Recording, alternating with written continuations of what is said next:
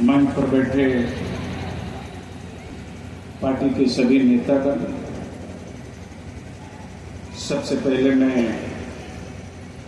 उल्हनपुर और पास पड़ोस के गांव से आए हुए लोगों का शुक्रिया अदा करूं कि आपने जो इज्जत दी, जो मोहब्बत दिया, जो प्यार दिया, इसके लिए आप तमामी लोगों का बहुत बहुत शुक्रिया, बहुत बहुत धन्यवाद।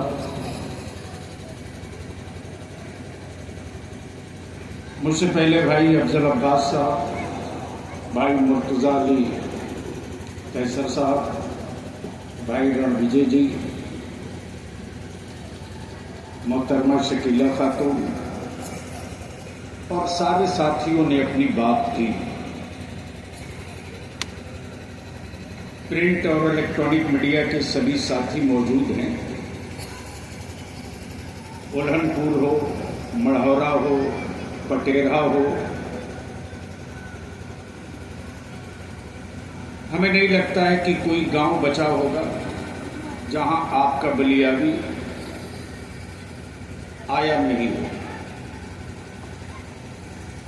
और 1-2 साल से नहीं, करीब 42 साल हो गए। वो दौर भी हमने देखा है कि आपके बगल से मढ़ौरा से रात को 11 बजे छपरा जाने की हिम्मत नहीं पड़ती थी और हमने बहुत दबाव डाला गांव के नौजवानों पर, तो सबों ने कहा हजरत पहुंच जाएंगे किसी तरह से, लेकिन वापसी होगी कि नहीं होगी इसकी कोई गारंटी नहीं। आपका बलियाबी पहले भी मदरसे में था, आज भी मदरसे में। मैं तो आपसे वोट मांगने नहीं आया, मैं एक दर्द आपके सामने रखने आया हूं। अगर आपको लगता है ये दर्द सिर्फ बलियाबी का है तो वो दर्द हमें वापस लौटा दीजिएगा, मैं लेके चला जाऊंगा। और अगर लगता है कि नहीं ये दर्द तन्हा बलियाबी का नहीं, आप सबका है, तो इस दर्द की दवा तलाशने में आज से ही लग जाएंगे। जिस भागलपुर की चर्चा भाई अफजल अब्बास साहब कर रहे थे, जिस भागलपुर का तस्करा हमारे अन्य नेतागण कर रहे थे, हमारे उन नौजवानों को क्या पता जिनकी पैदाइश 2092 के बाद हुई। इन्हीं लाशों से बलियाबी ने कोबी के खेत के नीचे से लाश निकाला है जी। हिम्मत टूट चुकी थी बलियाबी की, जब एक साथ चंदेरी के कुएं से बलियाबी ने 42 लाश निकाली थी। 42। मुझे याद है साहेबगंज से, नई मियां से, मढ़ौरा से, गरखा से, मस्जिदों से भीख मांग करके लोगों ने रिलीफ का पैसा भेजा था। आपका बलियाबी केस लड़ रहा था, आपके बलियाबी को सत्ता और सरकार ने हरा दिया 2004 में। बलियाबी टूट चुका था। बलियाबी कोई पेशावर पॉलिटिशियन नहीं है। और आपके बलियाबी की पहचान जो है वो ये नहीं है कि किसी जाति विशेष, धर्म विशेष, किसी भी धर्म, किसी भी मजहब, किसी भी बिरादरी के लोग हो। आप धर्म के नाम पर किसी को वोट दोगे तो एक व्यक्ति का भला हो सकता है, पूरे समाज का नहीं। लेकिन उस व्यक्ति को यदि वोट देते हैं जो सबके लिए एक समान नक्शा बनावे, तो वो किसी बिरादरी और धर्म विशेष का नहीं, देश और राज्य के विकास के लिए आपका वोट होता है। बलियाबी थक कर हार गया था, टूट चुका था बलियाबी। भाई अफजल अब्बास साहब और अल्ताफ हुसैन राजू, इनके वालिद साहब रमजान साहब थे मरहूम। नई पीढ़ी के जवानों को शायद याद हो ना हो, सारण में लोक जनशक्ति से पहली मर्तबा टिकट इसी बलियाबी ने अपने गार्जियन को लड़ करके दिलवाया था, और ये सोच करके दिलवाया था कि जेपी आंदोलन का ये योद्धा है, मैदान में शहीद होना पसंद करेगा, पीठ दिखाकर मैदान छोड़ना पसंद नहीं करेगा। बलियाबी हार गए आपके बलियाबी को 2004 में हरा दिया। बाप की दी हुई जमीन बेचकर बलियाबी मुकदमा लड़ा था, टूट गया। सिवाय आंसुओं के बलियाबी के पास कुछ नहीं था। किसके लिए? क्या मेरी मां की आबरू लुटी थी, या मेरे भाई शहीद हुआ था, या मेरे बाप की कब्र पर डंडे और हथौड़े चले थे? किसके लिए? एक दर्द था। भीख मांग करके कपड़ा, कंबल, चावल, गल्ला, और उसी पीरियड में तेरे बलियाबी को उठा के जेल ठोका गया। लोगों ने DIR तक लागू कर दिया था कि यह बलियाबी दोबारा वापस नहीं लौटे। लेकिन मैं अपनी मां की दुआओं को और अपने बुजुर्गों की अताओं को सलाम करता हूं साहब। जब खबर मिली कि बलियाबी तो अब जेल चला गया, अब तो वापस लौटेगा नहीं, DIR लग चुका है, तब उस वक्त इसी बिहार में कादरी फकीर, जिसका नाम अरशदुल कादरी था, उन्होंने ऐलान करके कह दिया, याद रखना अगर ये जेल में रहा तब भी सत्ता की विदाई करूंगा, और अगर जेल से बाहर निकला तब भी सत्ता की विदाई करूंगा। उस वक्त जब बलियाबी टूट चुका था, तब मेरे कुछ मोहसिनों ने कहा, बलियाबी साहब आप राजनीति में जाओ, मजलूमों का केस लड़ना चाहते हो तो राजनीति में जाना पड़ेगा। मैंने कहा था, एक मौलवी क्या बिगाड़ सकता है? अगर कोई पार्टी टिकट भी दे दे तो मैं क्या बिगाड़ लूंगा?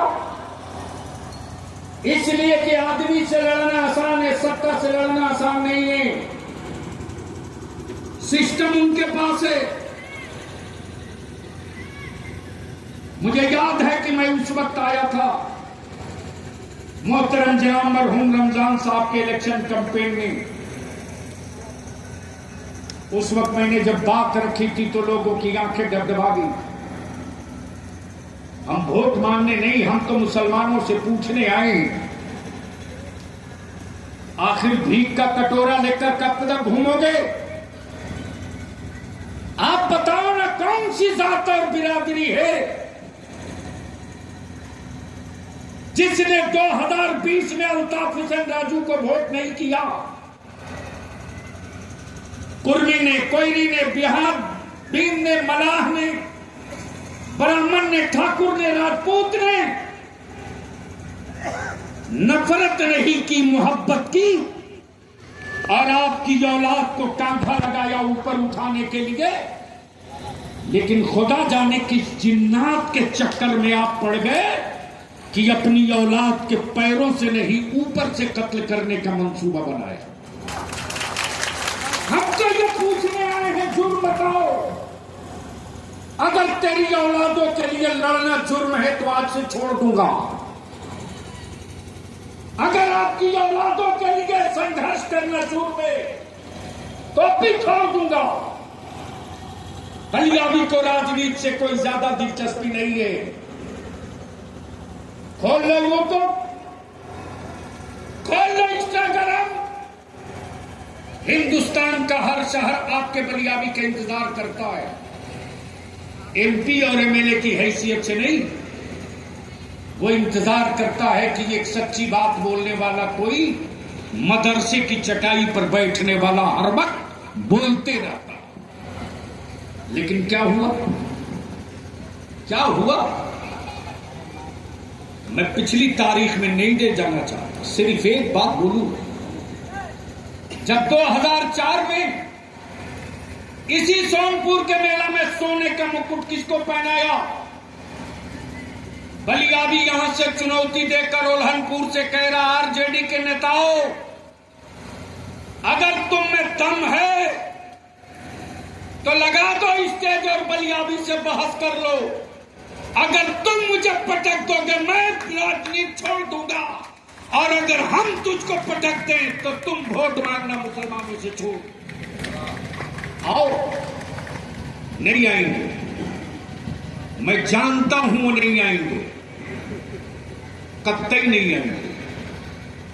2004 में जब मेरे सामने ये आ गया कि मैं हार चुका हूं, आपके इदारे शरिया की छत पर बलियाबी पूरी रात बिता देता था साहब। जाड़े की रात में बगैर किसी चादर, बगैर किसी कंबल के पूरी रात बीत जाती थी। हमारे मदरसे के बच्चे परेशान होते थे, इदारे के बच्चे परेशान होते थे। पूरी रात दिन ये सोते नहीं, क्या करेंगे? सैकड़ों बच्चों को पढ़ाकर छपरा सीवान में हाफिज आलिम बनाया है। बात मदरसे की चली तो सुन लीजिए। सोशल मीडिया आपके पास है, अब भी इसी वक्त बगल में आपका राज्य है झारखंड, वहां किसकी हुकूमत है? सेकुलर पार्टी की हुकूमत है या बीजेपी की हुकूमत है? बोलिए, अरे जोर से बोलिए, जोर से बोलिए, डरिए मत। किसकी हुकूमत है?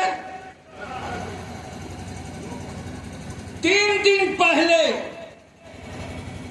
आलिम फाजिल की सनद को गैर कानूनी करार दे दिया। छोड़ूंगा नहीं उनको, निपटूंगा उनसे भी, बख्शने नहीं जा रहा हूं। लेकिन यह बिहार की पहली हुकूमत और पहला मुख्यमंत्री देश का, जिसके लिए बिहार के मौलाना ने, आलिमों ने, मदरसे वालों ने कोई धरना प्रदर्शन डिमांड नहीं किया था,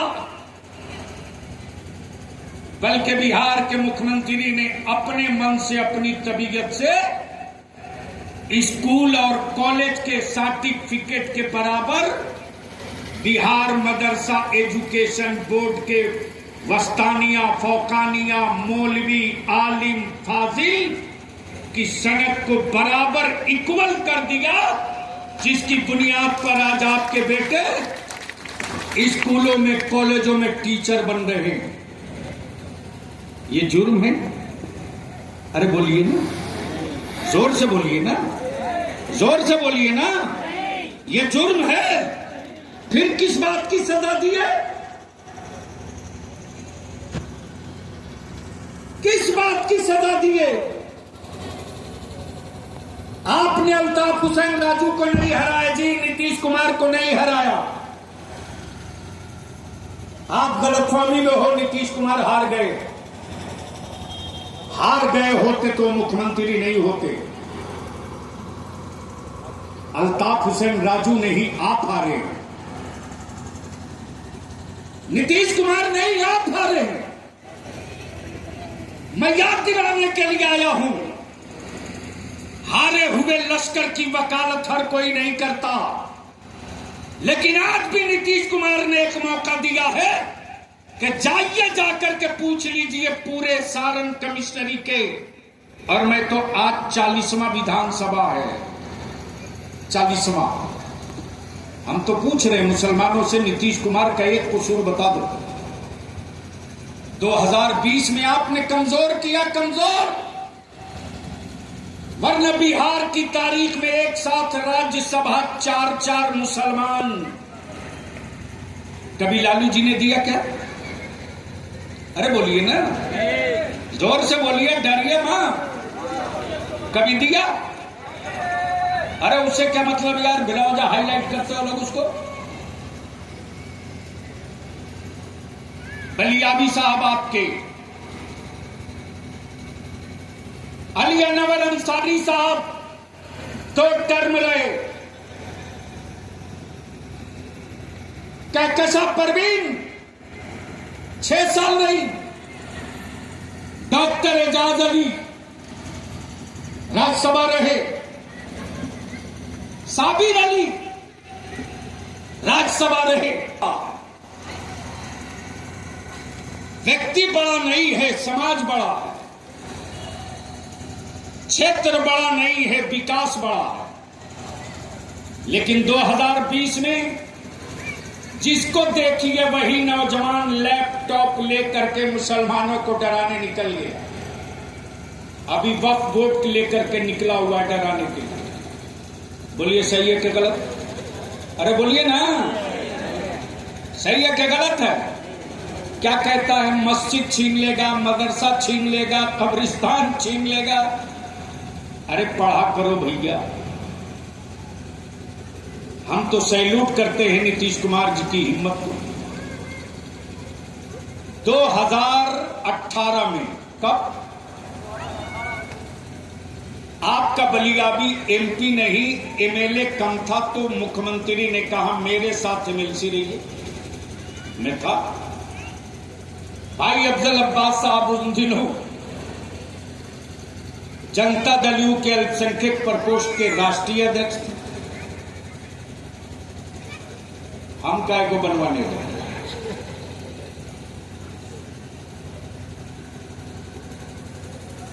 आपका बलियाबी बजट पर बोल रहा है, याद रखना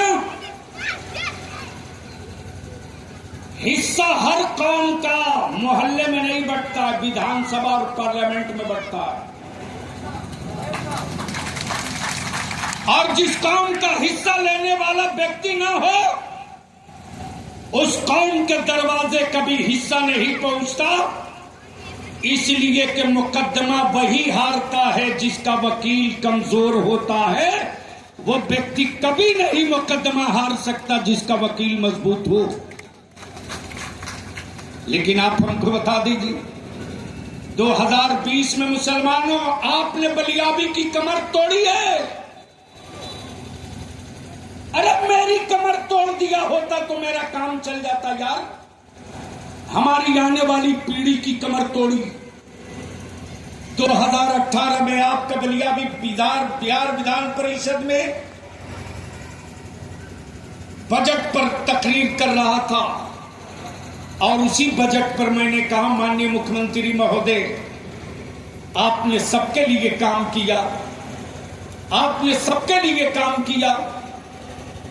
आपने दलित भाई के बेटियों के लिए, बेटों के लिए आवासीय विद्यालय बना। तो कॉलेज और स्कूल के बच्चे हमारे पूछते हैं कि बलियाबी साहब, हजरत नीतीश अंकल से पूछिएगा कि हम लोगों ने क्या कसूर किया है कि हम लोगों के लिए आवासीय विद्यालय नहीं बनाते। 2018 में आपका बलियाबी सदन में खड़ा हुआ, मैंने कहा मुख्यमंत्री महोदय, आपके एहसान से मैं दबा हूं, आपके एहसान से मैं दबा हूं, लेकिन मुझे उम्मीद है कि आपने किसी की अनदेखी नहीं किया। जिस तरह दलित भाई और अति पिछड़ा भाई के बेटों के लिए आवासीय विद्यालय आपने बनाया, हम चाहते हैं कि मुस्लिम अल्पसंख्यकों के बेटा और बेटी के लिए आवासीय विद्यालय बना दीजिए, ताकि गरीब और किसान और मजदूर का बेटा जो पटना आकर नहीं रहकर पढ़ सकता, वो अपने जिला में रहकर आवासीय विद्यालय में पढ़ करके बीडीओ, सीओ, कलेक्टर, एसपी बन सके, दरोगा सिपाही बन सके। हम नीतीश कुमार की हिम्मत को सलाम करते हैं साहब। उस वक्त मुख्यमंत्री नीतीश कुमार जी थे, लेकिन उप मुख्यमंत्री भाई सुशील कुमार मोदी थे और वित्त मंत्री वजीर खजाना वही थे। 1 मिनट देर नहीं किया नीतीश कुमार जी ने और सदन में खड़ा होकर ऐलान कर दिया, बलियावी साहब 2018 के बजटीय सत्र में यह गवर्नमेंट का फैसला है कि बिहार के हर जिले में अल्पसंख्यकों के बच्चों के लिए भी आवासीय विद्यालय बनाने का काम शुरू होगा। लेकिन 2020 में आपने कमर तोड़ दी मेरी। आपके जेब में फोन है, स्मार्टफोन है, निकालिए, गूगल से पूछिए आवासीय विद्यालय, अल्पसंख्यक आवासीय विद्यालय किशनगंज, मुसलमानों को डराया गया। इधर आवासीय विद्यालय बन रही थी आपकी औलादों के लिए, इधर आवासीय विद्यालय बन रहा था आपकी बेटियों के लिए, लेकिन उसी बिल्डिंग को दिखा करके हरामखोरों ने मुसलमानों को डराया और ये कहा कि साहब ये डिटेंशन सेंटर बन रहा है, कागज पेपर चेक करके यहीं लाके रखा जाएगा और यहीं से बांग्लादेश भेज दिया जाएगा। आपने मान लिया, आपने मान लिया, उच्चकों की बात आपने मान लिया, लेकिन जिसने गोभी के खेत के नीचे से लाश निकाली उसकी बात आपने नहीं माना। जिसने भीख मांगकर कैंप लगा के लड़ते रहा उसकी बात आपने नहीं माना। निकालिए, गूगल कीजिए, 60 करोड़ की लागत से 3 बिल्डिंग बनी है। तब विधि विशेष को दिया हो सबके लिए। जब 2007 में मुख्यमंत्री ने बुलाया तो हंसते हुए बोले, बलियावी साहब 2 बात आपसे पूछना है। मैंने कहा वो क्या है? बोले हमको ये बताइए कि दंगा होता कैसे। तो हमको भी बड़ा अजीब लगा, तो हमने भी जवाब दे दिया। मैंने कहा दंगा का कारण खाली वोट है। तो हंसते हुए बोले वोट, दंगा का वोट से क्या रिश्ता है? मैंने कहा आपको नहीं मिला तो आप बोल दिए हिंदू खतरे में है, हमको नहीं मिला तो हमने कह दिया इस्लाम खतरे में है। आप जीत गए, आप सिकंदर, हम जीत गए, हम सिकंदर, बाकी जनता समझते रहे। तब उन्होंने कहा कि शुरुआत दंगा की कहां से होती है? मैंने कहा 2 जगह, एक श्मशान घाट है और एक कब्रिस्तान है। एक व्यक्ति जल गया और एक व्यक्ति दफन हो गया। हर आदमी अपने खेत का कागज पेपर दुरुस्त रखता, ना श्मशान का कागज रखेगा ना कब्रिस्तान का कागज रखेगा। और ये बेचारा कब्रिस्तान से निकल के न थाना के यहां जाएगा, न सीओ के पास जाएगा, न बीडीओ के पास जाएगा। उसी समय मुख्यमंत्री ने चीफ सेक्रेटरी को बुलाया और कहा सुनो, पूरे बिहार के कब्रिस्तानों को चिन्हित करवाओ। ये कब किया? 2007 में। कब किया? और 2007 में जब कब्रिस्तान छपरा जिला का सेंसिटिव कब्रिस्तान चिन्हित हुआ, उसकी संख्या मालूम है? नहीं मालूम। तो खाली वोट देना ही मालूम है? हराना है, इसी के लिए वोट दीजिए। जो बिहार सरकार के मुख्यमंत्री ने आदेश दिया उस पर छपरा के कलेक्टर ने 287 कब्रिस्तानों को चिन्हित किया। कितना? जोर से बोल दीजिए। अभी 287 कब्रिस्तान की घेराबंदी का आवेदन मुसलमानों ने नहीं दिया है। माफ कीजिएगा, आप कोई खतियान कागज लेकर नहीं गए हैं। याद रखिए, जिन कब्रिस्तानों पर, जिस श्मशान घाट पर, जिस छठ घाट पर इंक्रोचमेंट का, कब्जा का डर था, उसको चिन्हित किया गया और 2007 से जो घेराबंदी का काम शुरू हुआ, तो आज सुबह की रिपोर्ट के मुताबिक 285 छपरा में कब्रिस्तानों की घेराबंदी मुकम्मल हो चुकी है। इस पर तो आपको धुआंधार ताली बजाना चाहिए ना।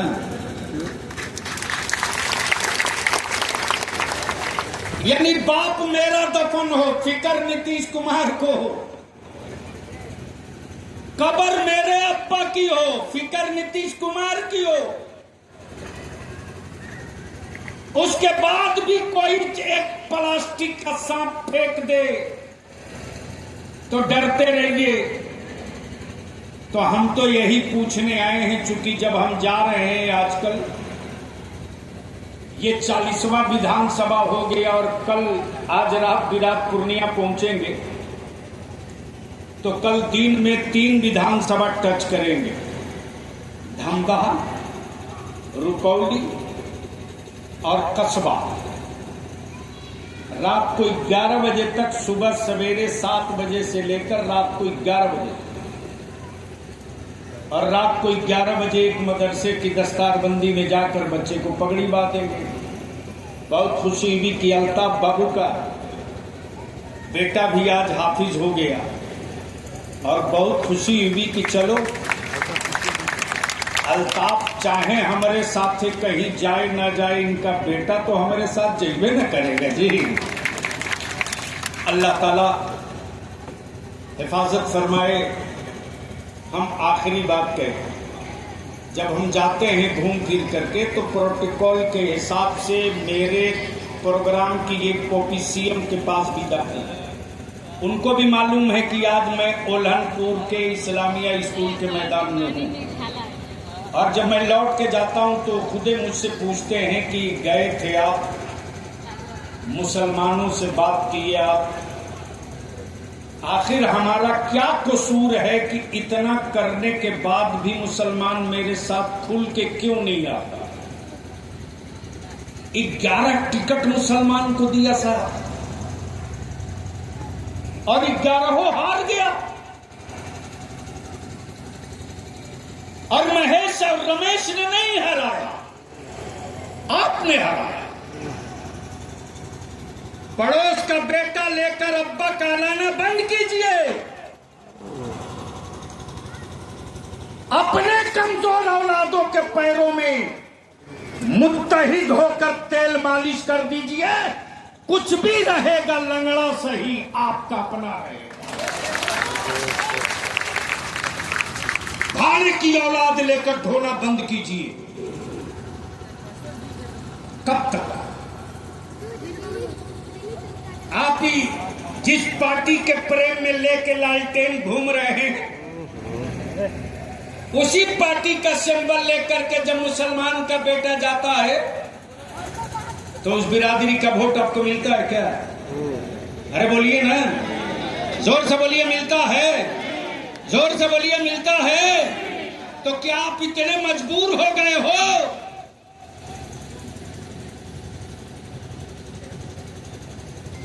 इसलिए टेंशन छोड़िए और एक ही बात बताइए कि ये माँ, बहन, बेटी, भाई, दोस्त किसी जात बिरादरी के हुआ, बिहार पहले से बदला है कि नहीं बदला है? इंसाफ से बोलिए।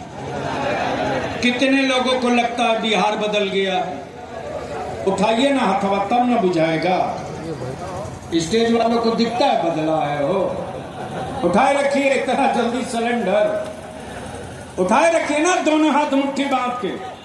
ए भाई, पंजा मत दिखाओ, बड़ा खतरनाक है। अब वो खूनी पंजा, और हम लोग बिहारी हैं, मुट्ठी बांध के उठाए रखिए। तो ईमानदारी से बोलिए, बिहार बदला है कि नहीं बदला है? बिहार बदला है कि नहीं बदला है? नीतीश कुमार से अच्छा मुख्यमंत्री पहले था क्या? मुख्यमंत्री नीतीश कुमार से अच्छा आगे दिखाई दे रहा है क्या? तो नीतीश कुमार को फिर मुख्यमंत्री बनना चाहिए कि नहीं बनना चाहिए? फिर नीतीश कुमार को मुख्यमंत्री बनना चाहिए कि नहीं बनना चाहिए? नीचे कीजिए तो कह देने से बनेंगे। अरे बोलिए ना भाई, जोर से बोलिए ना, वोट देने से ना। क्या कैसर बाबू अफजल भाई, तो ये जो ईवीएम मशीन है ये कौन चीज से पी पी बोलता है? अरे बैटरी है रे भाई, उसमें करंट है तब ना लाइट जलती है। तो जब करंट है तो करंट छूने पर झटका मारता कि नहीं मारता? अरे जोर से बोलिए ना। और जिसको लगता है नहीं मारता है तो एक बार ट्राई कर लेगा। तो ई चलता है ईवीएम मशीन करंट से। अब 2020 का हिसाब पूरा करना है इसी ईवीएम से, यानी इतना तीर पर बटन दबाना है और एनडीए के प्रत्याशियों को कि भाई शहाबुद्दीन का भी हिसाब पूरा हो जाए और 2020 का भी हिसाब पूरा हो जाए। और इतना बटन दबाना है, इतना बटन दबाना है कि दे तीर दे झटका, दे तीर दे झटका, दे तीर दे झटका, दे तीर दे झटका। इतना झटका दे दो कि 2030 तक ये उठने की हिम्मत न जुटा सके। और बता दो मुसलमानों कि भारत का सारंग का मुसलमान गुनहगार हो सकता है, अपने देश का गद्दार नहीं हो सकता, बेवफा नहीं हो सकता। तो अब जाएंगे तो मुख्यमंत्री पूछेंगे ओल्हनपुर गए थे, लोगों की शिकायत दूर हुई कि नहीं हुई, साथ रहेंगे कि नहीं रहेंगे, तो हम क्या जवाब देंगे?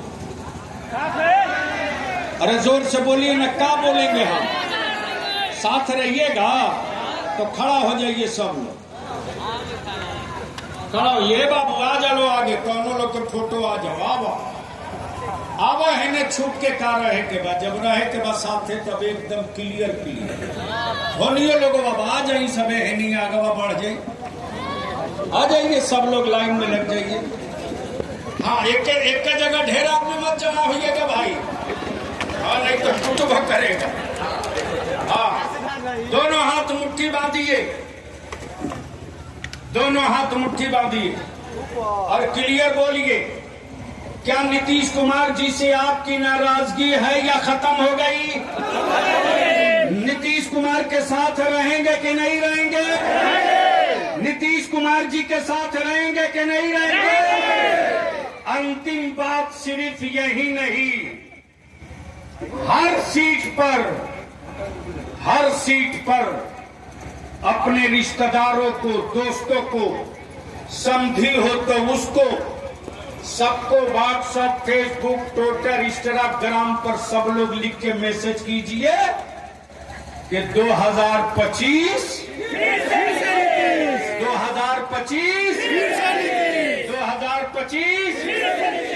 तो आपकी मर्तबा क्या उम्मीद रखे? ओल्हनपुर 225 ना भाई, ओल्हनपुर।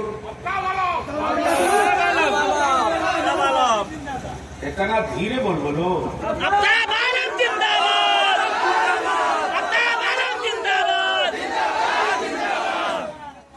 तो नीतीश कुमार जी को हम जाके क्या बोलेंगे रे भाई? सिर्फ एक सीटवा पर नहीं, 10 के 10 बिहार में ये छपरा बाबू वीर कुंवर की, जयप्रकाश की और हजरत मौलाना मजहरुल हक की मिट्टी है। अंग्रेजों को भगाने में जब समय नहीं लगा तो ठगने वाले 420 को भी इस मर्तबा भगाने में समय नहीं लगेगा। हम 3 बार पूछते हैं भाई, परसों मिलेंगे मुख्यमंत्री तो पूछबे करेंगे गए थे तो क्या हुआ, चूंकि 3 मर्तबा कभी तो करवाते हैं ना हो। हाँ, तो 3 मर्तबा हम पूछ लेते हैं। तो नाराजगी खत्म हुई कि नहीं हुई? नाराजगी खत्म हुई कि नहीं हुई? साथ रहिएगा कि नहीं रहिएगा? एक दिन राजू बाबू घुसेंगे मानपुर पटेरा होते हुए हर गांव में चलेंगे सलाम करने के लिए। अब क्लियर कट पूछेंगे, या तो जुर्म बताओ या तो साथ आओ। अगर मैं मुजरिम हूं तो सजा दो, और मैंने आपके लिए जुर्म नहीं काम किया है तो बेवफाई नहीं वफादारी का झंडा बुलंद करो। बहुत बहुत शुक्रिया, आपने मोहब्बत दी, प्यार दिया, इसके लिए फिर से एक मर्तबा अब नारा लगाइए 2025 2025